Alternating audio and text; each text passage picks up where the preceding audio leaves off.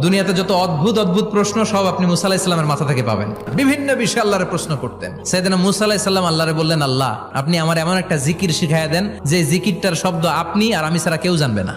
দিনে রাতে সব সময় এই জিকির আমি করব, আপনারে ডাকবো, কিন্তু শর্ত হলো এই জিকিরটা জানবে শুধু আপনি আর জানবো শুধু আমি। আল্লাহ বললেন, মুসা পড়ো লা ইলাহা ইল্লাল্লাহ। মুসা আলাইহিস সালাম কয়, মাবুদ এটা তো জাতীয় জিকির, সবাই জানে। আমি তো চাইছি এক্সেলেন্ট একটা জিকির, কারো কাছে নাই, শুধু আমি জানবো আর আমি পড়বো। আল্লাহ বললেন, মুসা এই লা ইলাহাকে যদি এক পাল্লায় রেখে দাও, তাম বিশ্ব, সাত আকাশ, সাত জমিনটারে তুলে যদি তুমি আরেক পাল্লায় রেখে দাও, লা রাজাহাত কাফাতু লা ইলাহা ইল্লাল্লাহ, মুহূর্তের মধ্যে লা ইলাহার পাল্লা ভারী হয়ে যাবে।